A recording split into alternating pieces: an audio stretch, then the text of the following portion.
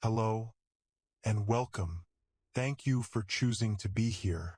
If you're sensitive to psychological horror, I strongly suggest you don't listen to this story alone, especially not late at night. From the title alone, you already know this isn't a story about something that jumps out screaming in the dark. This is worse. This is a story about a place that never should have been entered.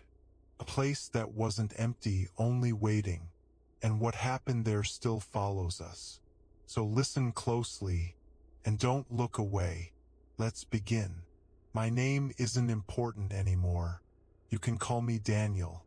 I live in Northern Oregon now, but the incident I'm about to tell you about happened years ago, during the summer of 2011.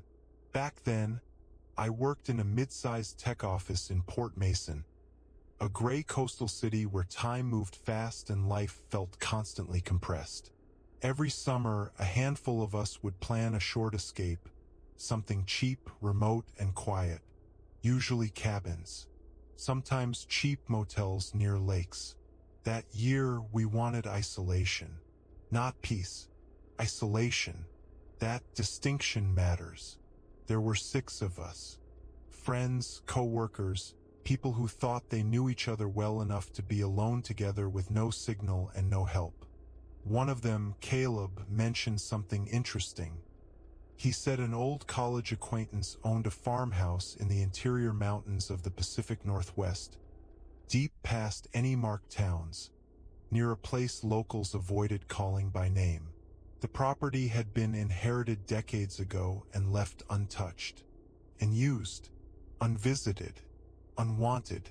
There's no electricity, Caleb admitted. No caretaker. The place has been locked up for over a year. Someone joked, "So, haunted?" Caleb laughed, but just a little too late. We should have noticed that. The photos Caleb showed us were stunning. A massive, sloping farmhouse perched along a forested ridge. Endless trees. Fog stitched between branches like torn fabric. The house itself looked tired. Not broken, not ruined, just old, like it had been holding its breath. We packed for 3 days. Food, gas cans, flashlights, extra batteries, portable generator, no cell service, no nearby towns, no neighbors. When we left before dawn, the mood was light. Jokes, music, coffee. But the deeper we drove, the quieter it got. The paved road vanished. The dirt trail narrowed. The forest closed in. No birds, no insects, no wind, just trees, tall, close, watching. By the time we reached Briar Hollow Ridge, the fog had thickened into something wet and clinging. When the farmhouse finally appeared through the mist, no one spoke. It was far larger than the photos suggested, and far darker. The iron gate shrieked when we forced it open, the sound echoing unnaturally long. The yard was overgrown and uneven. At its center sat a cracked swimming pool filled with opaque green water, still unbroken like a sealed eye. The air smelled damp, rotten, and faintly metallic. The interior was intact, but wrong. Furniture sat beneath yellowed sheets. Dust lay undisturbed, thick enough to leave clear footprints. Cobwebs filled corners that looked like they hadn't known movement in decades. But what unsettled me most was the feeling that the house noticed us, like it had been counting the seconds since the lock turned. We chose bedrooms upstairs and cleared enough space to sleep. When the generator finally sputtered to life and the lights flickered on, relief should have followed. Instead, the shadows seemed to retreat reluctantly, as if annoyed. Dusk came early. Fog pressed against the windows like breath on glass. The forest beyond the yard vanished into nothingness. We cooked outside, trying to keep things normal. That's when Caleb's phone rang. reception shouldn't have existed out there. But it did. His expression shifted as he listened. His shoulders tightened. When he hung up, he didn't meet our eyes. "There's something he forgot to mention," he said. "Behind the house, hidden by weeds and collapsed fencing, were stone steps leading down into the ground. Old rooms, storage, maybe more. It's sealed," Caleb said quietly. "Locked." And he was very clear. He swallowed. "Whatever happens, do not go down there. Curiosity isn't loud. It whispers." We found it just before nightfall. A rusted metal door embedded into the earth, swollen with age and moisture. The lock was thick, industrial, unnecessary. The smell down there was unbearable. Mold, standing water, and something beneath it. Something sour, something alive. We backed away without speaking. That should have been the end. The storm came fast. Thunder struck so close the windows rattled. Rain slammed against the roof like hands demanding entry.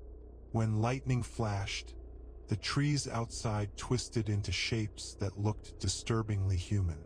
That's when someone whispered, "Do you hear that?" A sound drifted through the storm. Creak, pause, creak, a swing. Slow, rhythmic, but the air was dead still. We shut off the lights and listened. The sound continued, perfectly timed. We looked out the hallway window.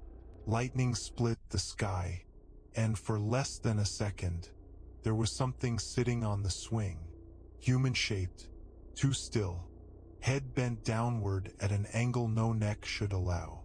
Then darkness swallowed it. The power died immediately after. Two of us ran outside to reset the generator, flashlights shaking in their hands.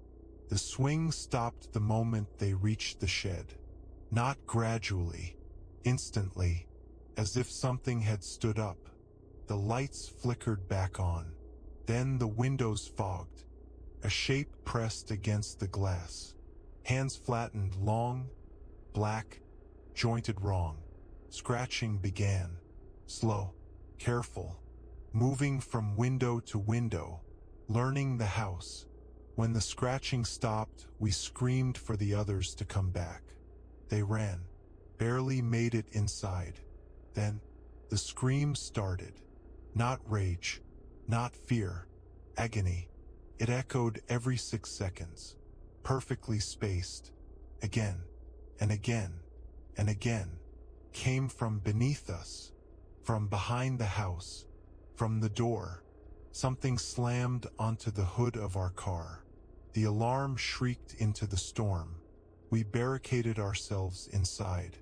One of us, shaking, desperate, opened the door and shouted into the dark, "We don't want to be here.